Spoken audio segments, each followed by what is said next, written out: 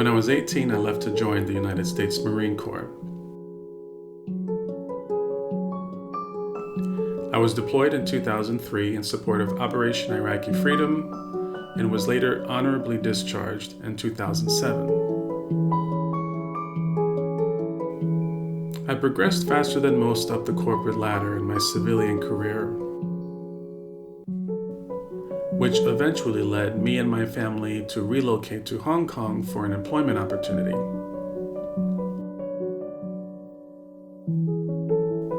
One day at work, I had a meeting that set my life on a new path. I left the meeting frustrated, angry, and stressed out. Shortly after that meeting, I found myself in the back of an ambulance on the way to the hospital. My hands and face went numb. I had difficulty seeing. My heart rate was sky high and my blood pressure was elevated.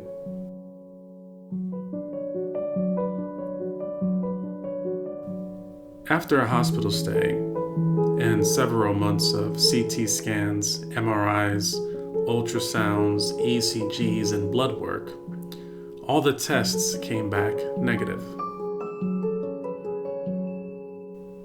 I was then recommended to see a clinical psychologist where I was then diagnosed with generalized anxiety disorder. Sometime around my birthday that year, I decided I wanted to prioritize my health. I wanted to fight this condition and put myself in a good place for the sake of my family. So I put myself on an extended walking plan. And I figured I'd start with what I thought was the most beautiful park in Hong Kong.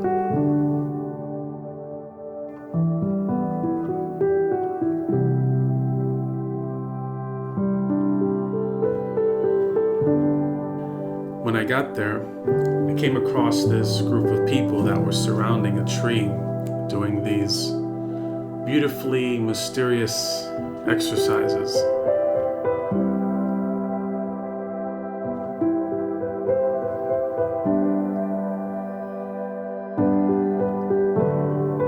And I watched for probably about 30 minutes.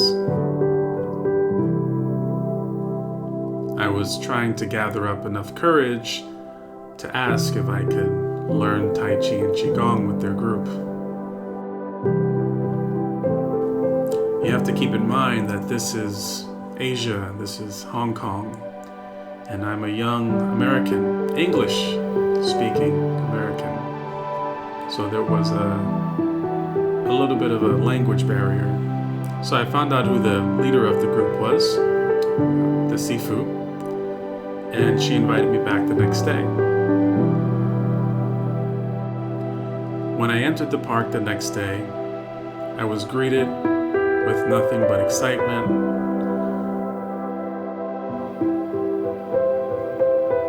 There were members of the team at the entrance there to greet me. They were very excited, had lots of questions. They helped me carry my bags to where we were training.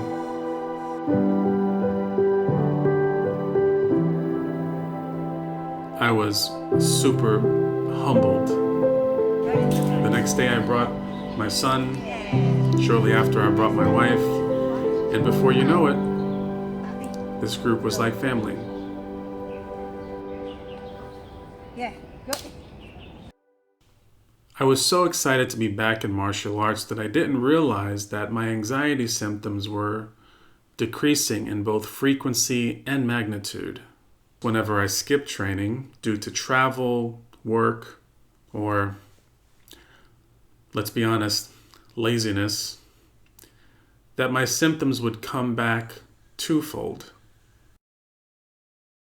It was clear to me that my mission to seek out a higher quality of life was met with this solution, this Tai Chi and Qigong solution. Leaving Hong Kong was a big heartbreak for me. I wasn't ready to leave. And in many ways, I think I'm probably still in denial. I still eat dumplings for breakfast. I still bow when I'm talking to people.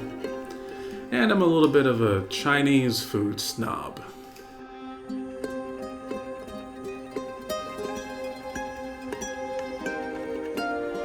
When I transitioned back to the US, I didn't want to lose the rhythms that I had set. I wanted to keep training. In fact, I wanted to share my training. I offered to do a few classes locally and was stunned by the amount of interest.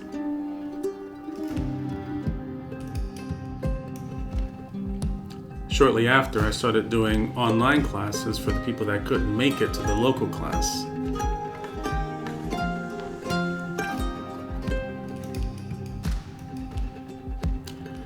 And the rest is pretty much history.